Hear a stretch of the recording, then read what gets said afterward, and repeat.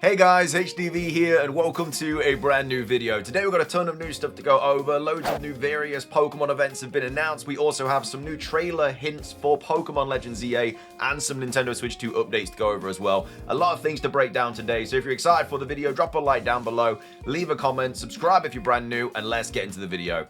So, starting things off, let's go over all of the new Pokemon events and announcements. The first one is about the Pokemon anime. So we've got Cerebi here tweeting out saying, Cerebi update, the next batch of episodes from Pokemon Horizon Season 2, The Search for, I'm not sure how to pronounce the name, Lacroix, are now available to watch on Netflix in the US and other countries. So if you are watching the Pokemon anime on Netflix, that is now available to watch Season 2 anyway. So that's the Pokemon anime update.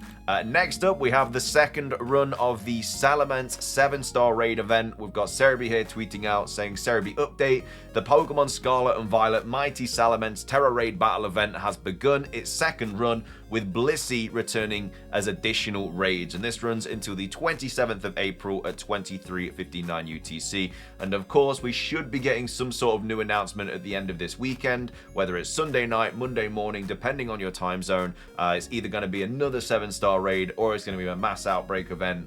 Maybe we get nothing. They have skipped a couple of weeks recently, but hopefully they don't. It's probably just going to be another pseudo-legendary 7-star raid, though, like Metagross or something like that. But anyway, that is the Scarlet and Violet event. We also have the May content update for Pokemon Go.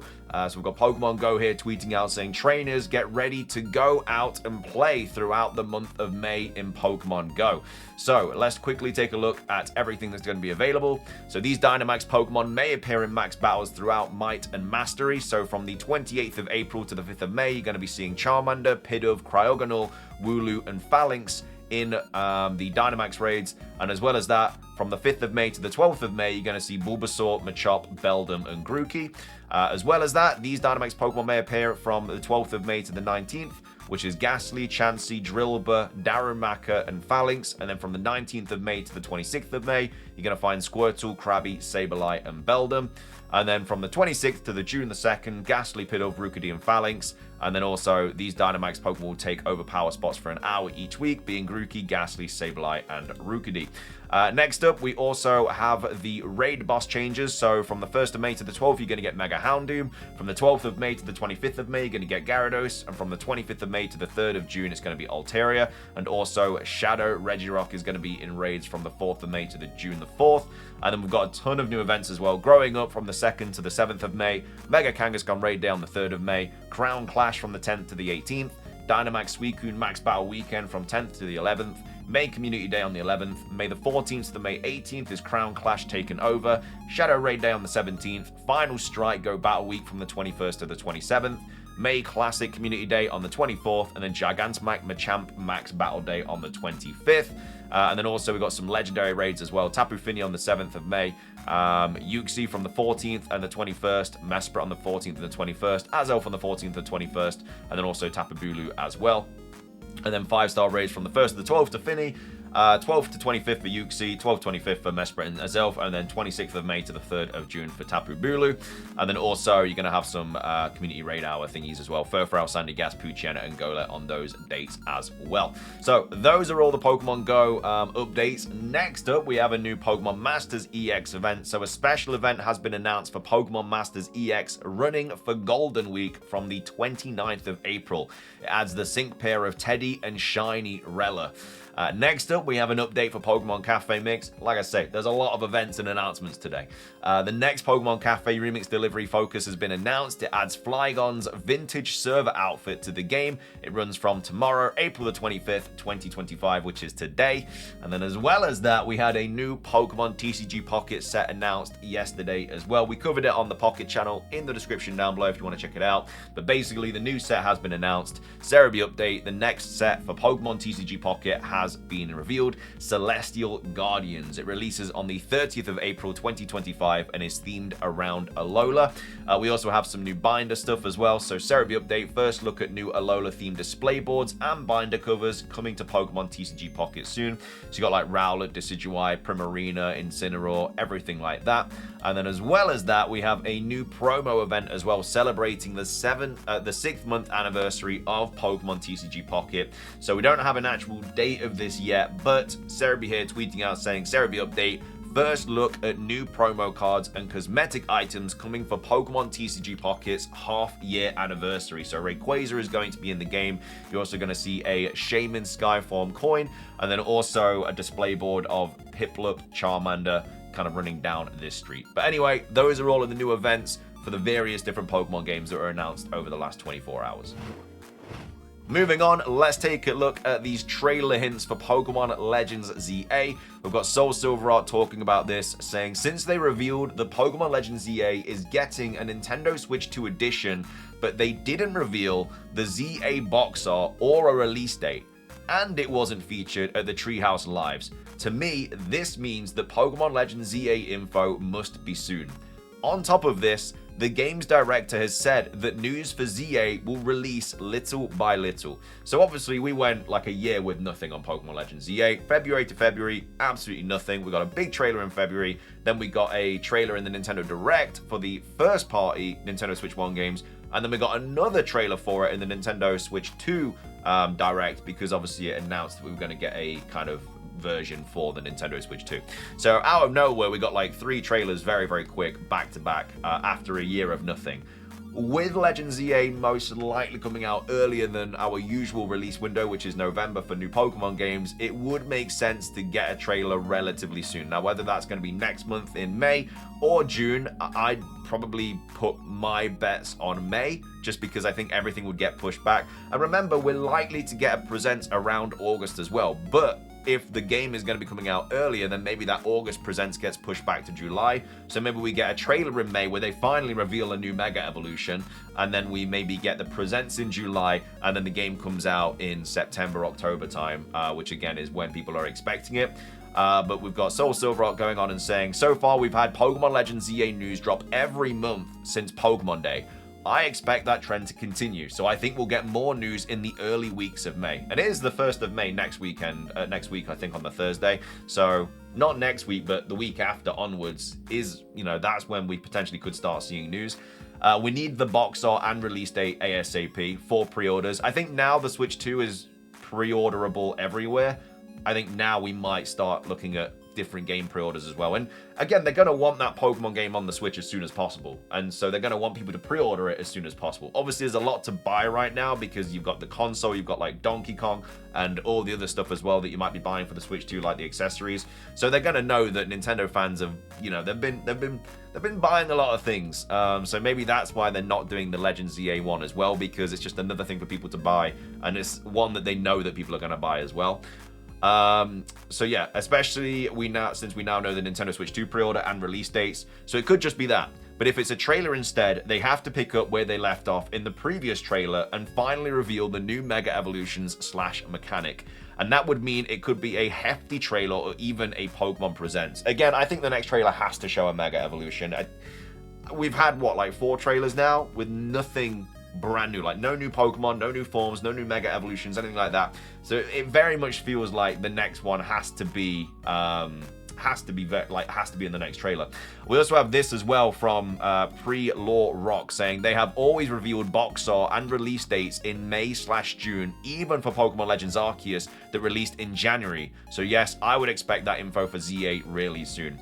So it is again another thing that kind of adds more fuel to the fire, that we've always seemingly got these cover box arts and also release dates and stuff announced around May or June.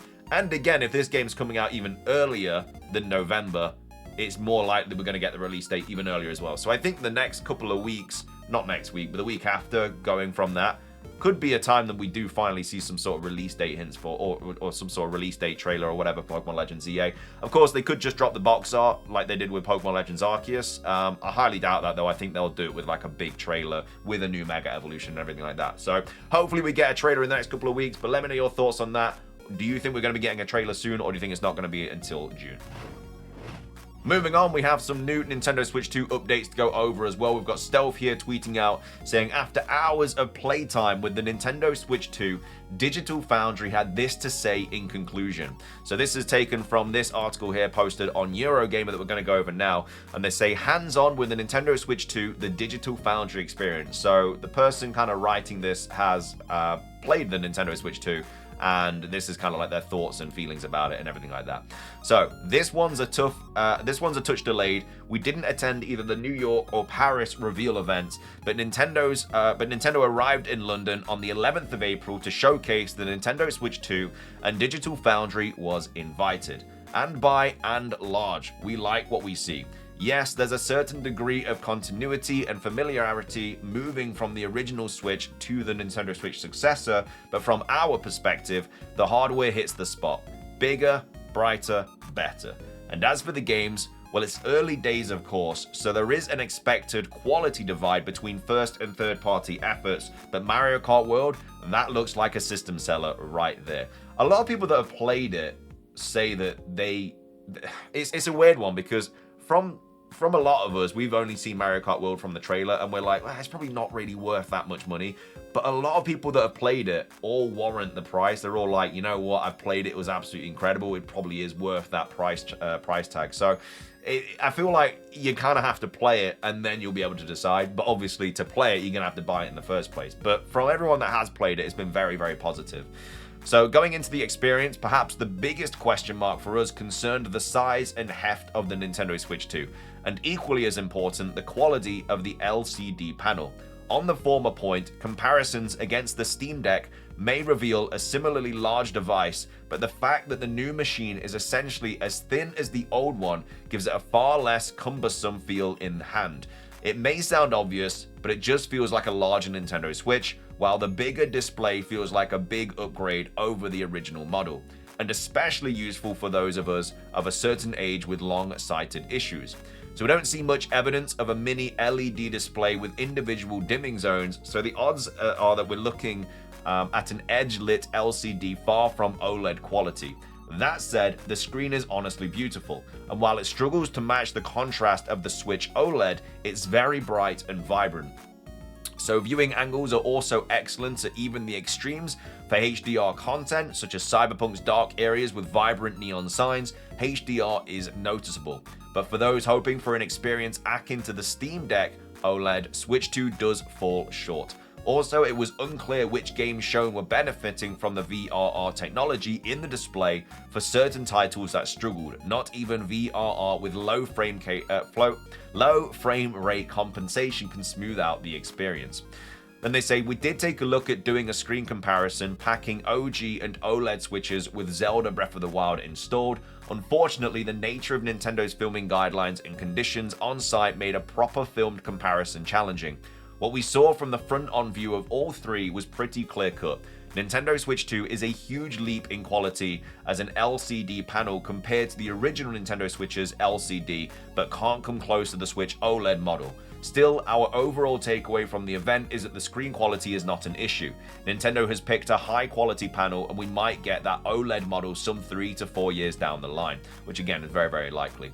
With regards to the new Joy-Cons, the larger analog sticks with buttons make an immediate improvement to the feel of the machine. The grip on the console is also better. Even though the depth of the machine is the same as the original Switch, the larger size of the Joy-Cons means there's a wider distribution of the analog sticks and buttons within that space, and more room for your hand to rest. The magnetic attachments are stubbornly firm too, and it creates a more reassuring attachment to the main device without the millimeter gap that causes a slight wiggle on the original Switch's Joy-Con attachment.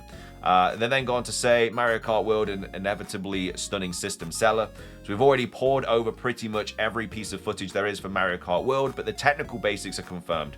We are looking at a native 1440p based on our tests in docked mode with effective anti-aliasing. It does feel like if the visuals are delivering a two-generation leap, given we haven't had a new Mario Kart since the Wii U version in 2014 essentially. So material quality on the road, the tarmac and the gravel all have much higher resolution texture assets that Mario Kart 8 ever provided, and it's certainly a huge leap over the new DLC tracks added to Mario Kart 8. Model quality and animations are significantly higher too, with the style much closer to the recent Mario movie. Shadows are much more dynamic, with softer, diffused shadows falling on the track when they stern from tall trees. In performance terms, everything we played rolled out at a locked 60 frames per second. However, gameplay in our demo is significantly slower in pace to the top-end Mario Kart 8 experience due to the demo being limited to the 100cc mode. Perhaps the slower speed is for the best in the demo to make sure players acquaint themselves with the new wall jump and rail grinding mechanics and not overwhelm play given the 24 races. The demo didn't feature any access to the open world, so there was certainly a degree of familiarity in play, but the huge increase in races, up to 24, immediately creates more moment-to-moment chaos coming from Mario Kart 8 Deluxe's simpler 12-racer limit. And then it's just some stuff about Metroid Prime as well. Again, you can go and check out this article if you really want to. I'm not going to read all of it because it goes on forever, but there's stuff about Donkey Kong there as well, stuff about Cyberpunk, and then also moving on to Hogwarts Legacy, Yakuza 0, Switch 2, is it a worthy successor? Early signs are promising. So there's a strong argument that all of the console platform holders, Nintendo has managed to maintain a certain magic across the generations. Over cutting-edge specs and continuous delivery of high-quality games separate and distinct from anything Sony and Microsoft have to offer. The original Switch was so successful because it still did all of these things, while at the same time delivering a console that was also more open and accessible to third-party developers. The big takeaway from the event is simple. Nintendo Switch 2 is a continuation of the Switch 1 formula, and while many have been hoping for some kind of brand new, game-changing innovation, the fact is that the offering is still sufficiently different enough from the competition to make it a winner. It stands alone in what it does. Meanwhile, the collaboration with Nvidia continues to yield dividends. Nintendo has a hardware partner capable of delivering hardware with cutting-edge features, and I get the sense that we're only just beginning to see the T239 processor is capable of. The third-party games in particular may be showing the limitations of the design from a basic rasterization perspective, but the hardware is capable of more, and the building blocks are in place for the new generation of impossible ports. So we're optimistic about the Nintendo Switch 2, but 4 hours with very limited time to see a lot of stuff means we still have a lot of questions about the machine.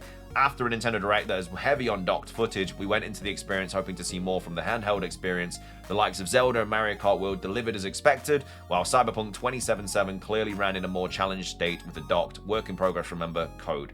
We'd have liked to have seen more in that regard, but based on the showing, we're really looking forward to the review period. So, looks like it's very solid as a console. Again, people that have played it have been very optimistic about it and said really good things. So, yeah, when June the 5th rolls around, hopefully we're going to have a great experience with it as well. But anyway, that's going to be everything for today's video. I hope you guys enjoyed. If you did, drop a like down below. Leave a comment with your thoughts on anything we covered.